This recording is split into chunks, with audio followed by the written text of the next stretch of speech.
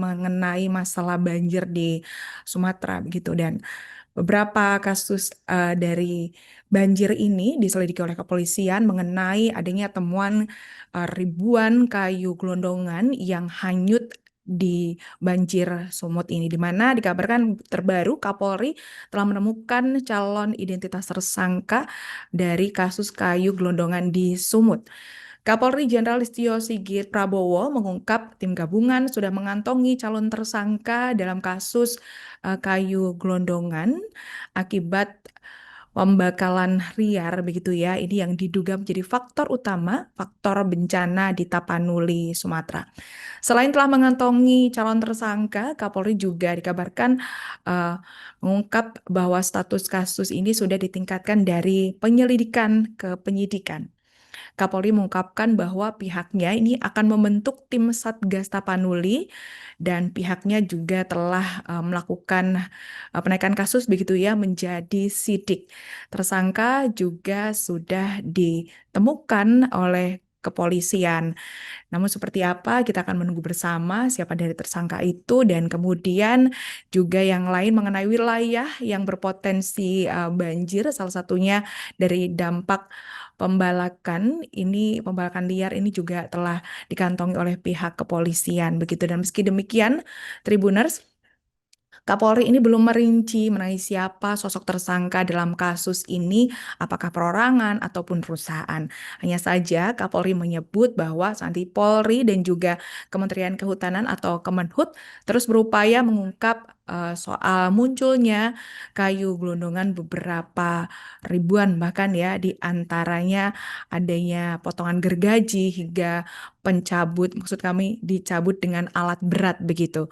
Dan dalam hal ini, Direktorat Tindak Pidana Tertentu Barreskrim Polri juga telah menaikkan status kayu gelondongan ini di daerah aliran sungai atau Das Garodga, Tapanuli, hingga Sungai Angoli, Tapanuli Tengah, Sumatera Utara ke tahap penyidikan. Dan hal itu telah disampaikan oleh Direktur Tindak Pidana Tertentu Barreskrim Polri, Brigjen Muhammad Irhami kepada wartawan pada Rabu 10 Desember 2025. Penelusuran ini kemudian mengarah pada sebuah titik muara yang menjadi titik aliran Sungai Baru Tribunas, dan terbaru juga ini penyelidikan terus dilakukan di mana penyidik sedang melakukan uji laboratorium terhadap sampel kayu dari lokasi. Dengan teman-teman dan saudara-saudara kita yang ada di pengungsian, kita tanyakan kebutuhan apa saja yang mereka butuhkan. Untuk bantuan makanan, kira kita tanyakan tadi sudah cukup. Namun kebutuhan untuk MCK, kebutuhan untuk air, ini yang memang harus kita tingkatkan. Kemudian juga kita kunjungi SD, kemudian musola, dan kali ini kita kunjungi Polsek dan Polres sebagai salah satu tempat pelayanan bagi masyarakat yang tentunya kita harapkan untuk segera bisa bersih. Jadi tersangka juga sudah kita temukan. Demikian juga untuk wilayah yang lain yang memang potensi banjir ini salah satunya karena dampak dari pembalakan liar, tentunya tim saat ini semuanya saya minta untuk bekerja dan segera dipublish sehingga kemudian masyarakat bisa mendapatkan informasi. Saya kira itu. Dengan teman-teman dan saudara-saudara kita yang ada di pengungsian.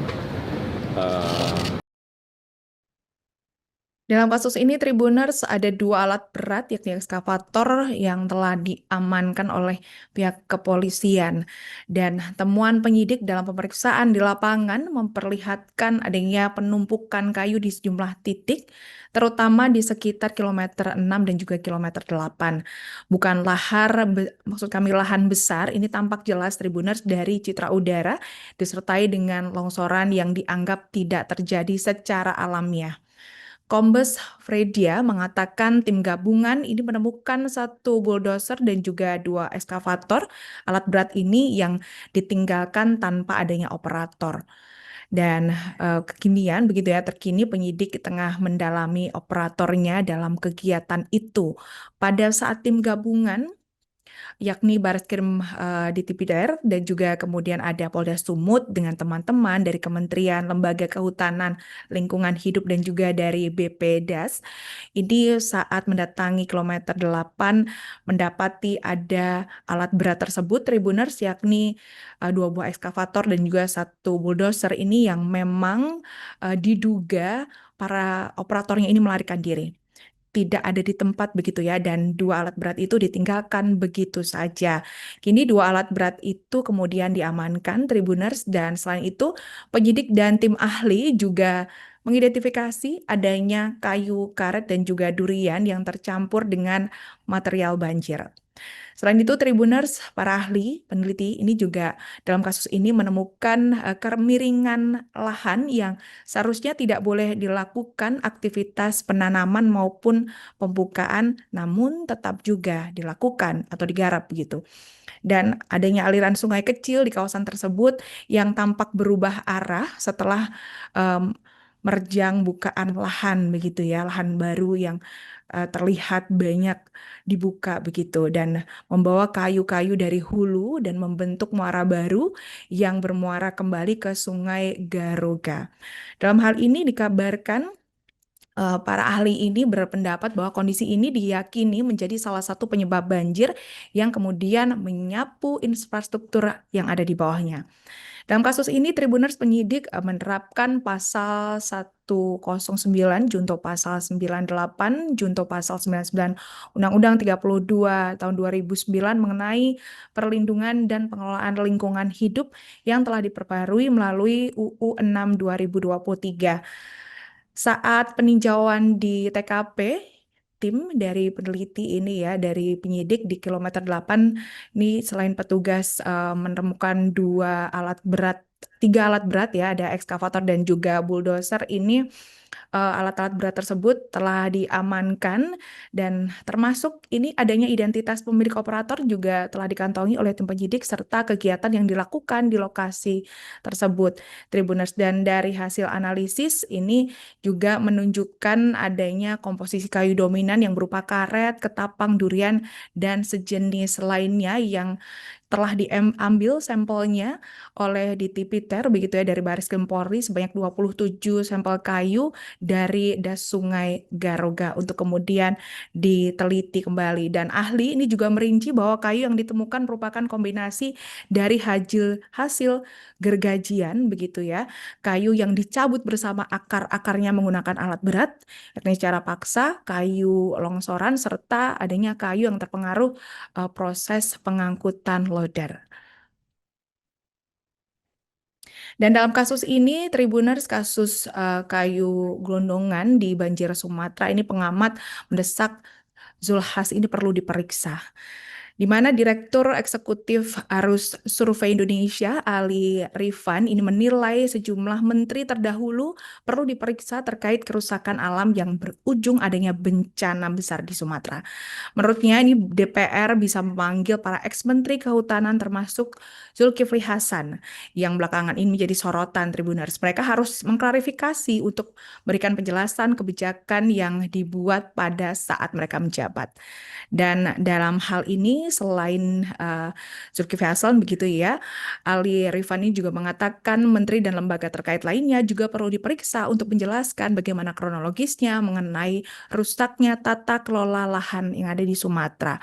Dan selain itu, Tribuners, dalam hal ini adalah Ali Rifan, ini merupakan dosen FISIP UIN, maksud kami yang lain begitu ya. Selain Ali Rifan, ini ada dosen FISIP UIN, Syarif Hidayatullah di Jakarta. Ini juga dosen FISIP UIN Syarif Hidayatullah ini mengatakan perlu adanya solusi jangka pendek, menengah, dan juga panjang untuk menyelesaikan permasalahan terkait bencana di Sumatera. Dalam hal itu, solusi jangka menengah dan juga panjang telah melakukan evaluasi secara holistik dan menyeluruh.